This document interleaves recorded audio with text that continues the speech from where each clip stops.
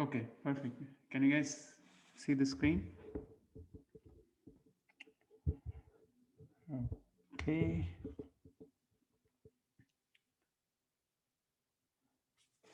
So, okay, so today we'll look into a couple of file systems, basically FAT, file allocation table, which was created by Microsoft and it still holds the patent for it. And the other one is Ext, Ext2, and in the next class we'll look into Ext3.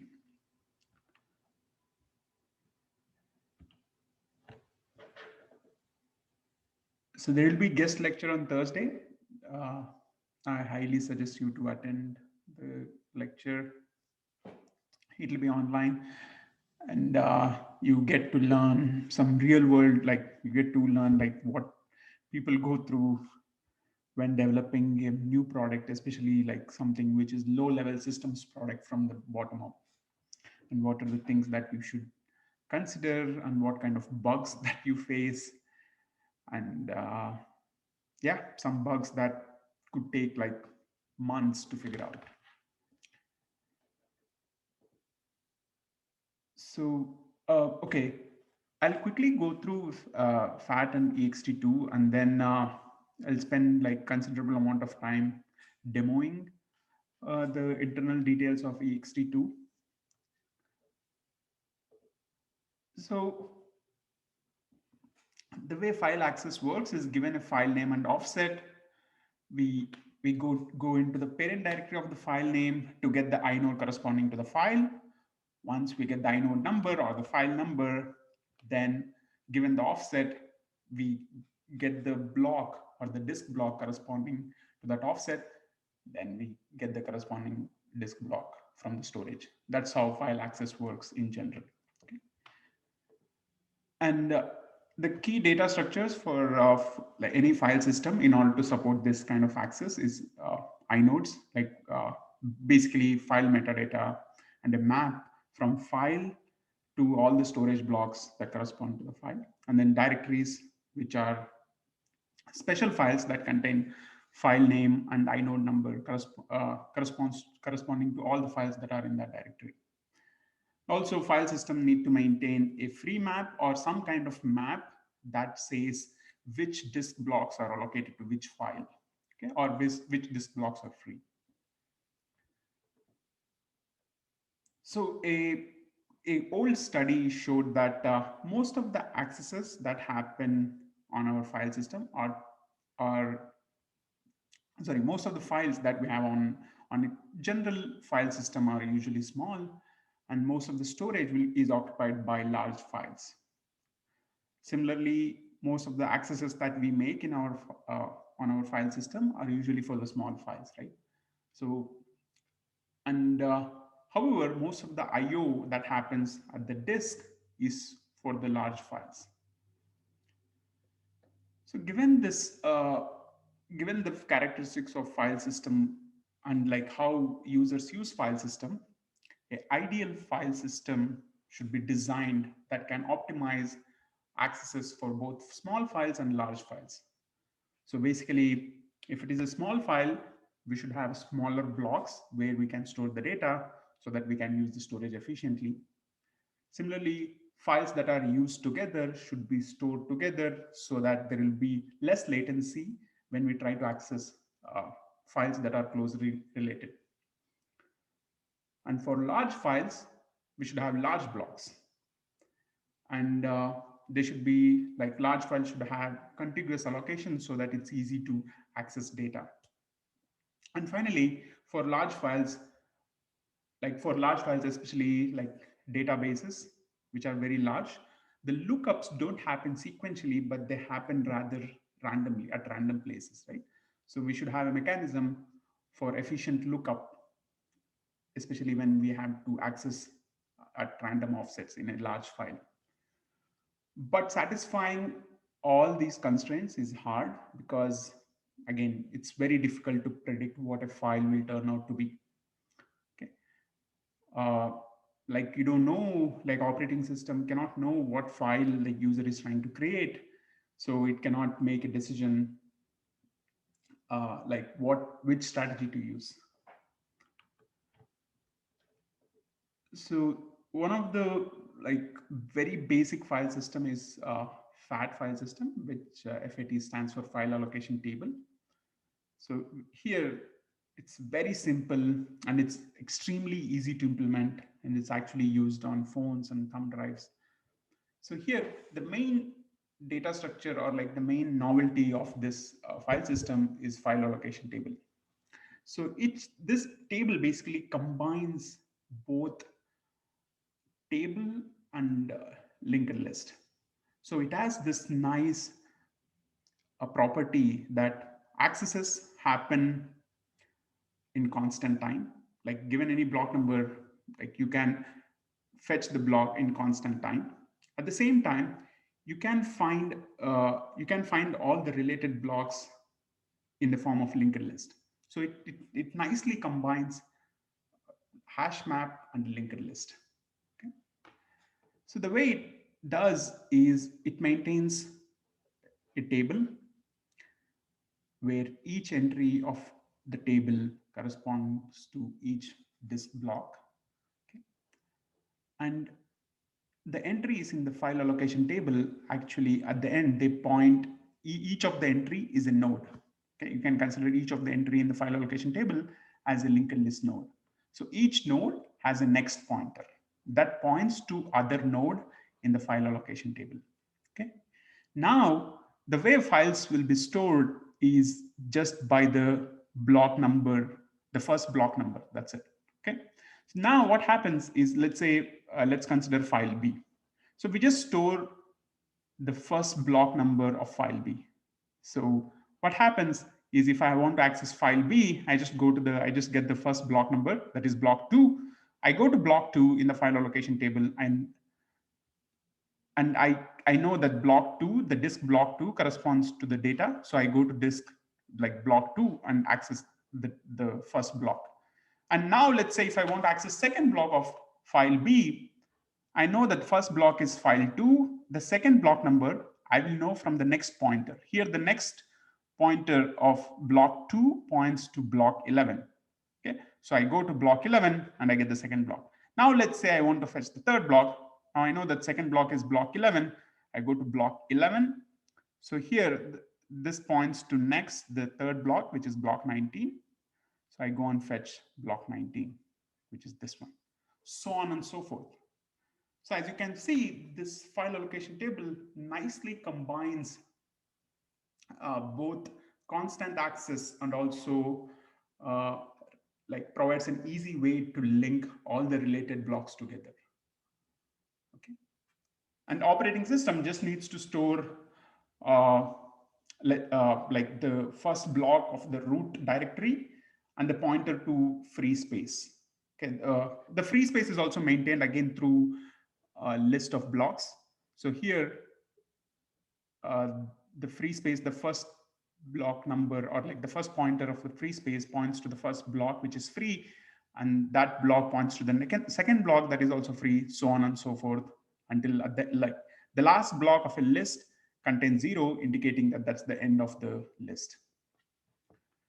Okay, as you can see, there are multiple lists in the same table, and the starting address, like the starting block of each list, is actually stored in the like in the file.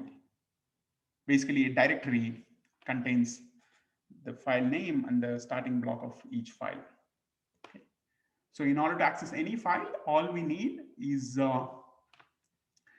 this the root file directory and the starting block of the root directory. That's it. Given that, we can access any file that we want. So any doubts on file allocation table?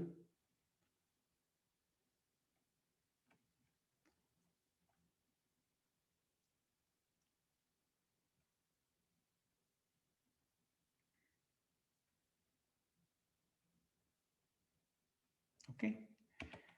So what are the advantages of fat file system? It's very simple. I mean, and how to find free block? Can anybody tell me like how can we find a free block? Let's say I want to expand the like file A. I need to find a free block. How can I find a free block?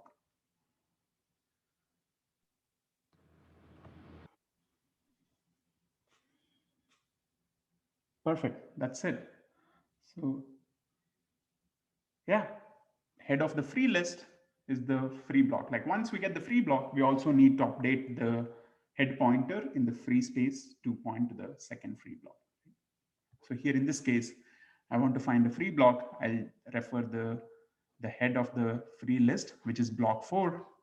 I get the block 4 and I update the free space to point to the second block, which is block 5, because block 4 points to block 5. And appending a file is easy. We just need to append the block. We just need to overwrite the fat entry of the last block of the file. And deleting a file is also very easy. So yeah, can anybody tell me how to delete a file? Like why is it easy to delete a file? So deleting a file is actually a constant time operation.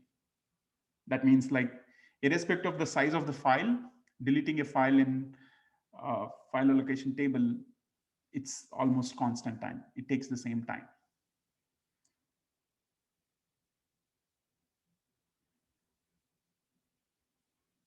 Can you guys tell me why is it easy?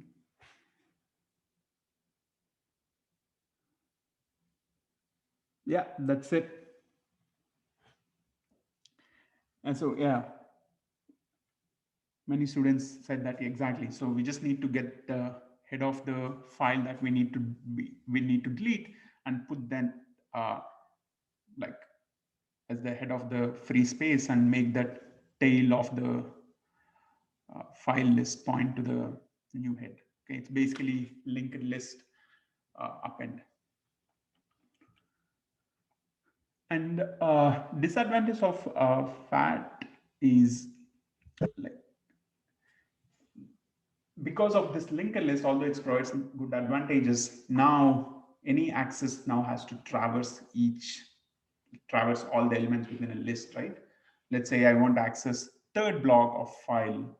I I I don't know where the third block of the file is on the disk.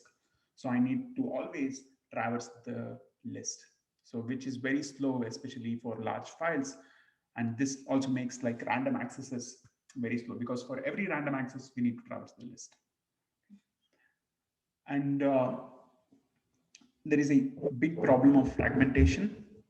So that means, so when we constantly use the disk, so we'll constantly uh, create a file, delete a file, create a file, delete a file. And this leads to lot of files getting scattered and free blocks getting scattered. And that way what happens is like the blocks that belongs to a file could be scattered all around the disk. Okay.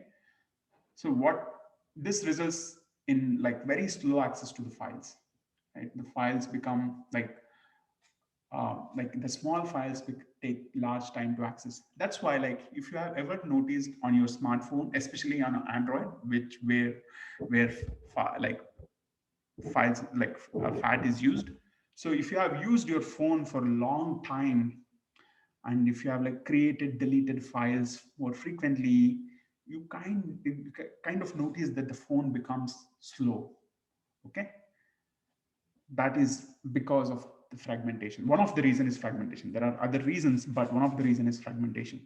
The file system had become so fragmented that accesses to files become slow. Consequently, loading time of program increases, so on and so forth. That's why suddenly when you format it, suddenly everything will become so fast because now the disk has been completely erased. So the files are now properly like sequentially aligned, right? So yeah, that's why like you could see few times your system gets really, really slow. Although there is no, like, there are no malwares on your machine, still the system uh, could get very slow. One of the reason could be your file system getting fragmented. And has anybody done like defragmentation or something? Usually on Windows, there is a tool called defragmenter, which actually, if you press a button, it tries to uh, defragment the file. Have you guys ever done that on Windows?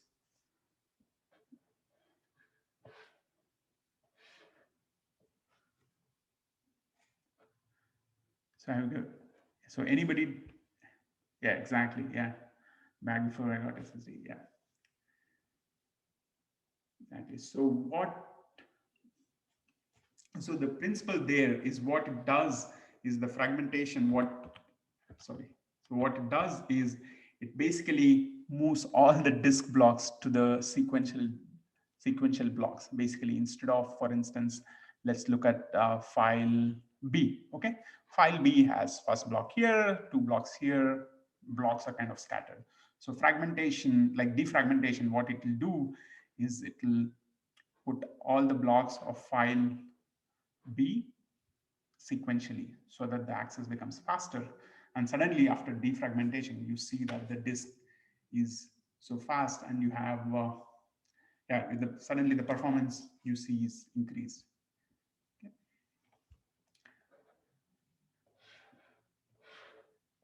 So the next file system is Ext2.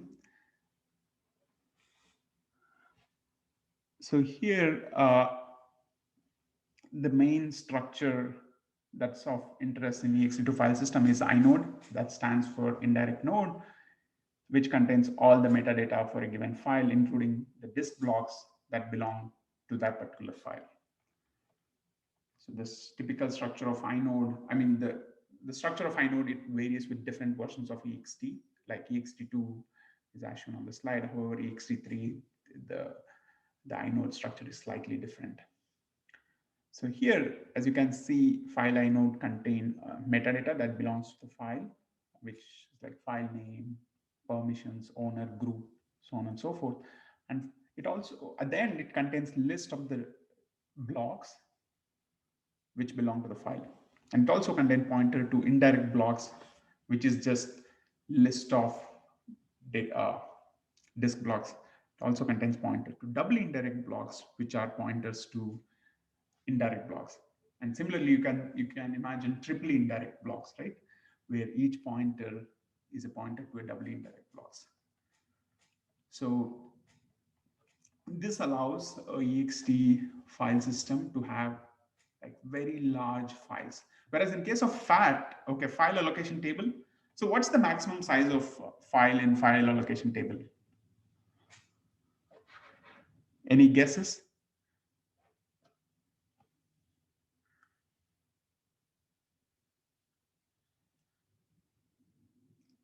Ideally, it is the size of the disk, right? Because like you can just append free blocks to the end of the list until there are no free blocks. So ideally, the size of the file in file allocation table should be the size of the disk.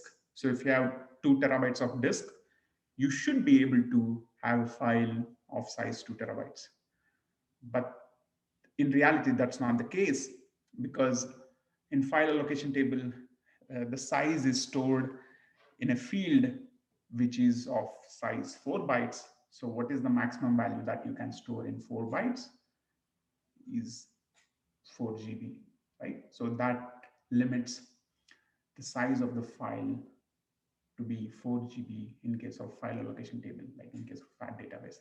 That's why, like if you have Android phone, try to create, and assuming that you have FAT file system on your phone, try to create a file greater than 4 GB and see if you're able to create it. Okay. So ext3, ext2, so there the file size could be like almost infinite. I just open the chat. Okay. almost like, so it can be 4 TB plus 4 GB plus 4 MB for 48 KB. So for all practical purposes, the file, like, you can almost create a very large file in Ext2. So Ext2 also supports locality. So in order to handle, like, as we saw in, like, at the beginning of the presentation, where we want to have, like, we want to store files that are related uh, together, right? So in order to support that, what Ext2 does is it divides the entire disk into block groups. Okay? So each block group can be can be considered as an independent file system in itself. Okay? So each block group contain a super block that describes the block group, and then group descriptors, which basically say what that group does. And then we have one block of block bitmap, which has one bit for each of the data blocks that says whether that data block is free or not. And we have inode bitmap that's similar to data block bitmap. Inode bitmap says which inodes are free and which inodes are occupied. And finally, we have inode table that just contains blocks that are inodes. Then finally, we have data blocks. Note that the inode table is spread throughout the disk.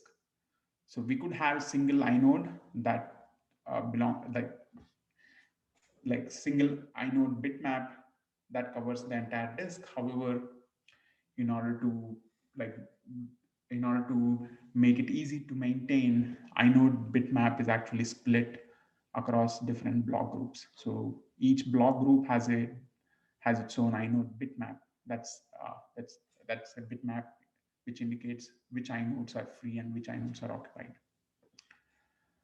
And each block group is usually a cylinder on the disk platter. So for instance, on a magnetic disk, so here, as you can see, like the outermost track, that becomes block group 0.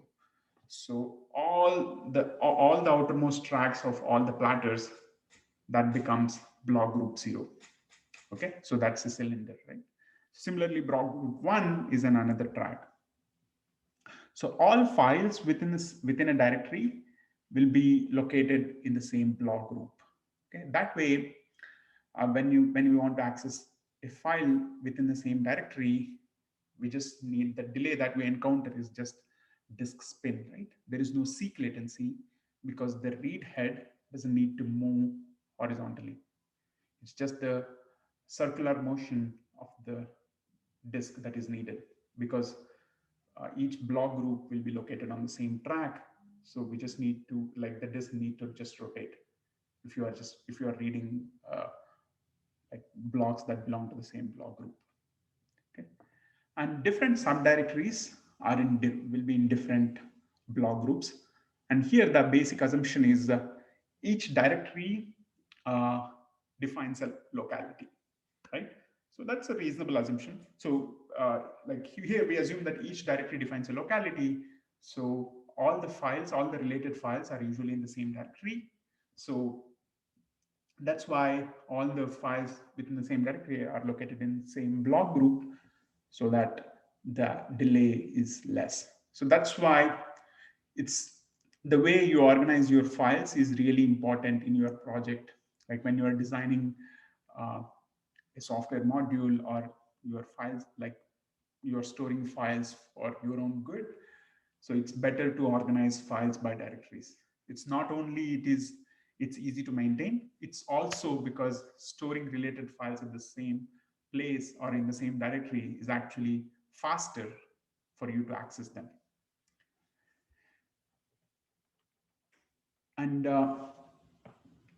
so in order to like allocate data blocks, Ext2 uses first fit algorithm. So basically, we just try to allocate sequential blocks whenever we need a block. So if there is no if the if the adjacent block is not free, we try to find the first block that is closest to the current block which is free. So here in the first, like when we want to create a file, we find the first free block. Now, when we want to find another free block, we just try to find the block that is closest to the uh, recently allocated block. So we find block 2 here, so on and so forth. That's why, like if you're trying to write to a file, you can assume that all the blocks that of that file will be contiguous. Okay. Unless the disk is heavily fragmented, then the blocks could be scattered. So advantages of Ext2, it is also simple, and it provides efficient storage for both small and large files. Okay, because the first fit algorithm, like even if it is small file or large file, the files are like the disk blocks are sequential, so the storage is efficient for both small files and large files. And look, it provides a nice locality for data and inodes thanks to the block groups. The one disadvantage is it's a bit inefficient for tiny files, right? Let's say if you want to store a file of like a tiny file of 2 bytes, okay, you still need to allocate a disk block and then the corresponding inode. So you almost need 2 blocks, okay, to like to store 2 bytes, which is inefficient. I mean, assuming that you have large, like you have very small files, like Ext2 could be really inefficient. And for very large files, the encoding is a bit inefficient because because of the tree structure in which data blocks are stored. So if there is a large file, let's say if all the blocks are stored sequentially, I still need to refer to the file block pointers to get the block that belongs to the large file, right? So there is for every access for a large file, I still need to traverse this block pointers or maybe indirect block pointers or triply indirect block pointers. And there is overhead with respect to space because we store, like the splitting of disk into block groups is not free because we have the super block, we have the data block bitmap, inode bitmap. So there is some amount of bookkeeping that happens, which is basically inefficient or rather uh, waste when it comes to user perspective, right? Because user wants all the disk. Ideally, we want all the disk to store only data blocks. Okay? But in order to allow good performance, so a Ext2 file system stores a lot of this bookkeeping data. So that leads to inefficient usage of the data. So you can imagine 10 to 20% of the space is almost unavailable. That's why, like if you have a disk, so you could see that even though disk is, let's say if you have a disk of size 1 TB, you can see that few times the only available space is, let's say, 950 GB. Okay. Have you guys ever noticed that? Like you must have noticed it, like if you have a disk that you bought like 4 TB disk, but if you right click the disk and then see the properties, the available space will be less. It will not be full 4 TB because like 10 to 20% of the space goes to bookkeeping. Okay, and quick review.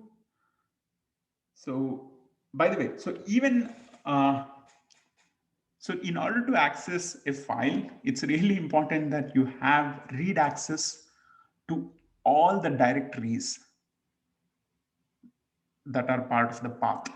Okay, so for instance, here in this case, let's say I want to access file 3.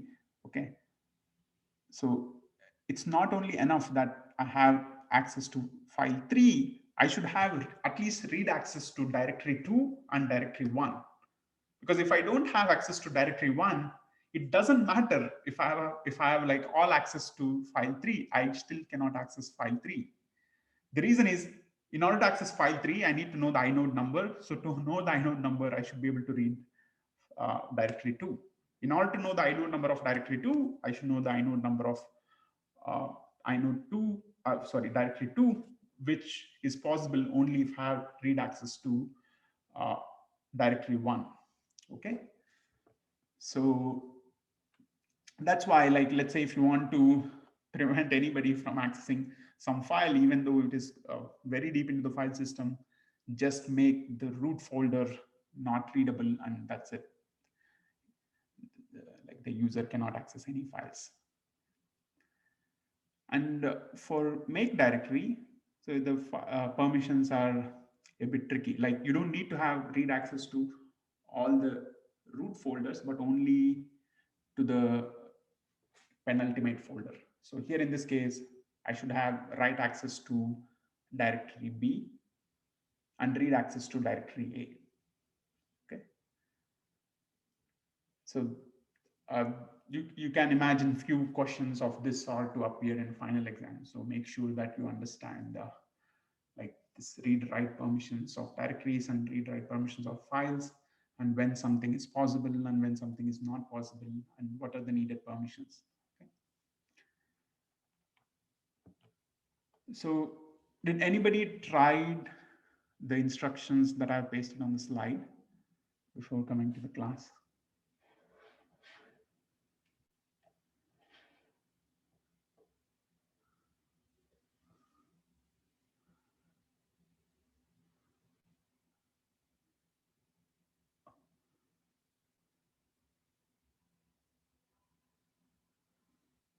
Okay, I read that answer as no. Okay, nobody has tried. So I suggest you to take like whatever remaining time of the class to follow the instructions on the slide.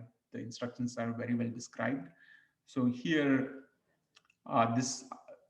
this gives you more detailed overview of the Ext2 file system. Like some things that you need to keep in mind. Like, okay, so here what we are doing is we are getting the disk image from the course web page.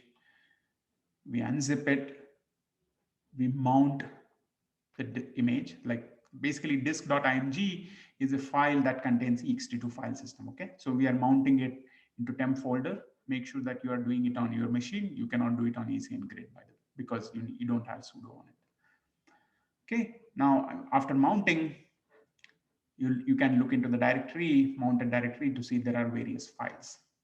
Okay, and you can, like, if you want to explore the raw file system, you should know the exact device which Linux kernel like used to represent this file, so that you can get from using dfh and you just grep myfs, you know the loopback device that is used for the file. So basically you can imagine that dev loop 6 is the same interface to disk.img. Okay, it's basically both are same files. And you can use dump e2fs, which is available on almost all the Ubuntu machines. So this command, it dumps uh, super block information of the file system. So here we are dumping the super block of the file system in disk.img, which is mounted in dev loop 6 on my machine. Note that this could be different on your machine. So make sure that you get the correct loop back device by using dfh command. Then here you can see some interesting things, right? This is the contents of the super block, and there is only one block group. Okay, so this block group, the block bitmap starts at offset 10, which is like disk block 10, and inode bitmap starts at disk block 11. Okay, so there is only one block group for this, and the total inode count and total block count for the entire file system is in the super block. So now we can actually look into the, for instance, like inode bitmap by reading the 11th block from the disk. So that we can use by using dd, where input file is the loop 6, the disk file, and then bs is the block size. We want to read 1024, that's the block size, because that's what superblock says. So block size of this file, like this file system, is 1024.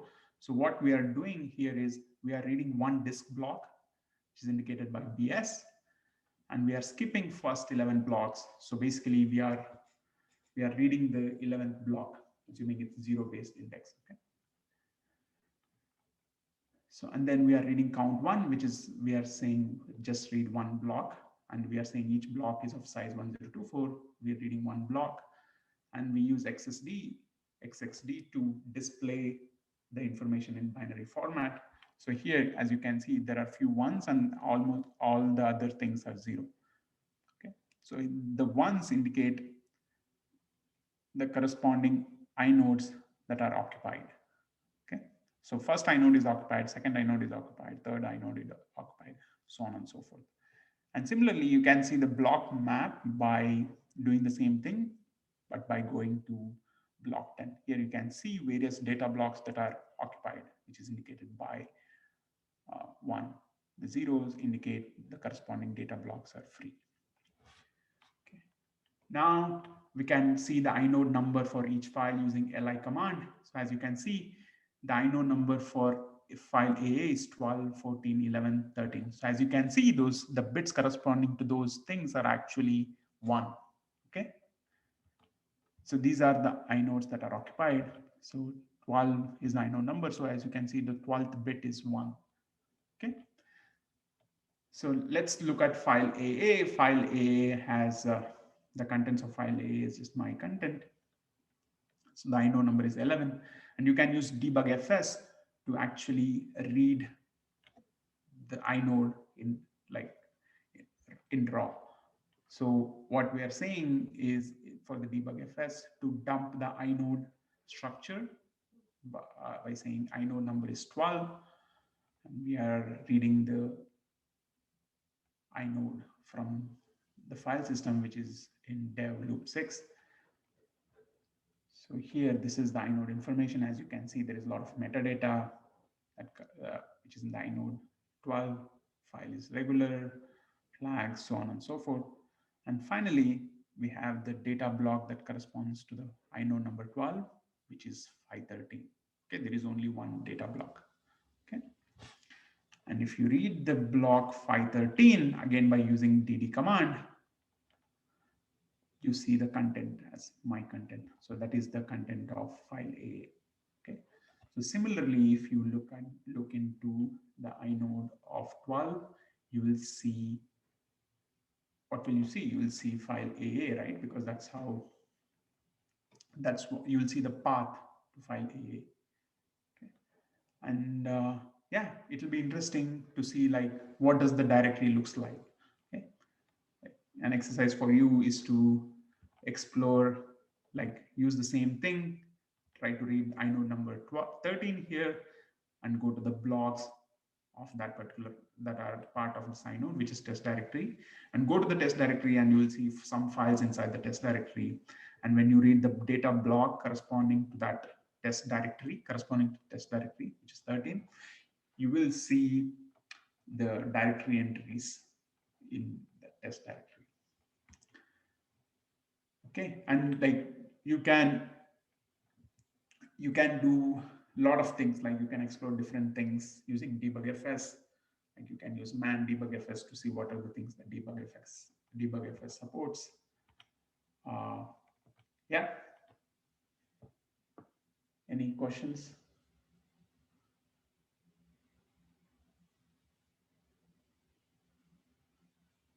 So, I mean, so if you have, let's say, if you have some USB device, for instance, and if your USB device, if you don't care about the contents of the USB device, so you can actually try to do the same thing for USB device. So when you mount USB device, it's usually you can get the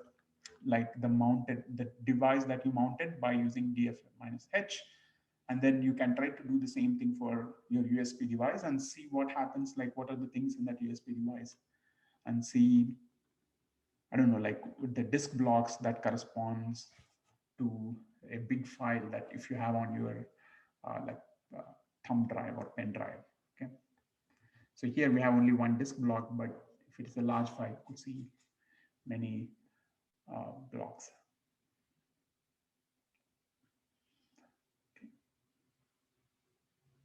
And okay, do you think it's a fair game if if I if there are some questions related to like accessing, like giving some file system and telling, like asking you the details about that file system?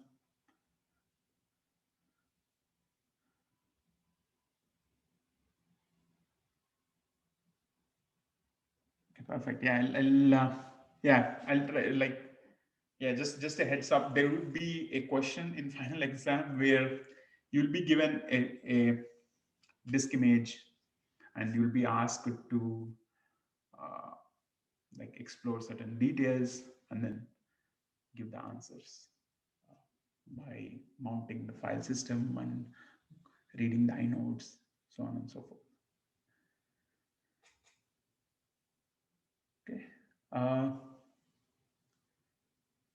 Anything else? So that's the end of the class.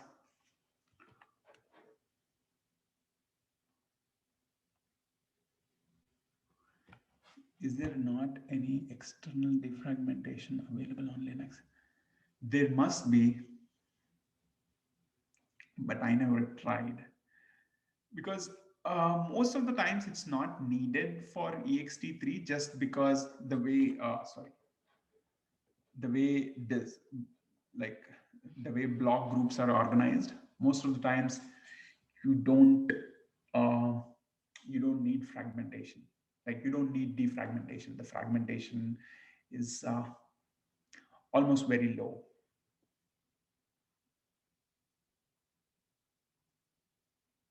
But yeah, short answer is I don't know.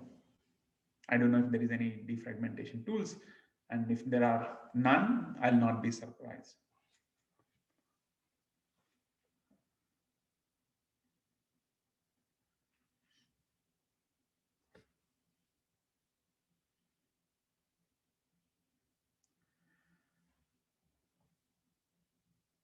Okay, thank you everyone.